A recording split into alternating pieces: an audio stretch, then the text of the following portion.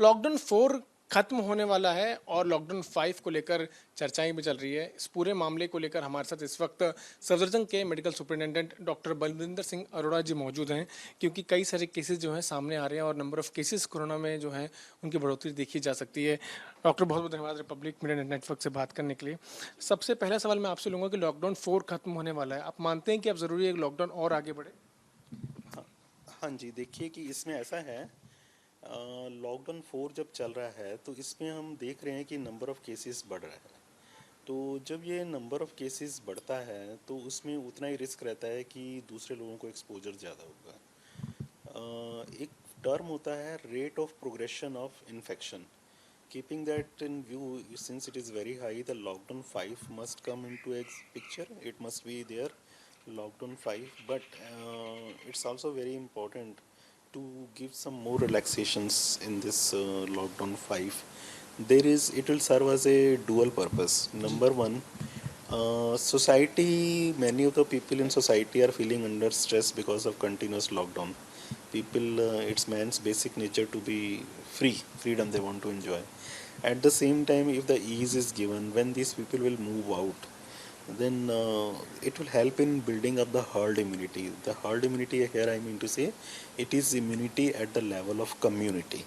So when people move out, the only two precautions are very important.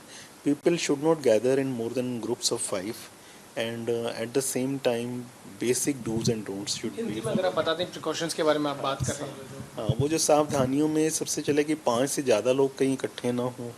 क्योंकि जब आप बाहर जाते हैं या जब कोई इजी हो जाएगा, रिलैक्सेशंस मिलेंगी, तो लोगों की एक ये टेंडेंसी होती है कि इकट्ठे होकर बैठ के खेलना है या मार्केट में इकट्ठे होकर जाना है।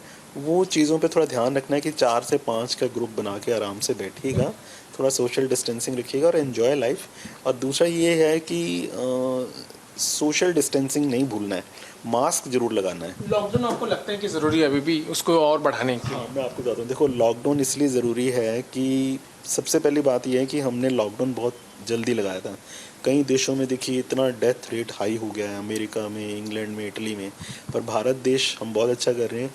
ये लॉकडाउन टाइमली लगाने से ही क्या हुआ है कि हमारे कंट्री में इतना संक्रमण बहुत तेज़ी से नहीं फैला, और दूसरा जो है डेथ रेट भी जो बहुत कम है। डॉक्टर, आप क्या मानते हैं, अगर हम पीक की बात करें तो पीक कब तक हिंदुस्तान में आप देख सकते हैं?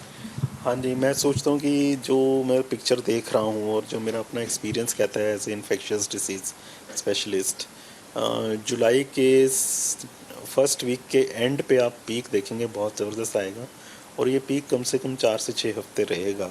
ये एक मेरी अपनी असेसमेंट है। उसके बाद जब चेंज जो है धीरे धीरे कर्व फ्लैट होना शुरू हो जाएगा, थोड़ी इम्यूनिटी बिल्डअप हो जाएगी, तो सितंबर मिडल में आप देखेंगे कि थोड़ा राहत है, कर्व फ्लैट होने लगा है, और उसके बाद ये धीरे धीरे कम होगा।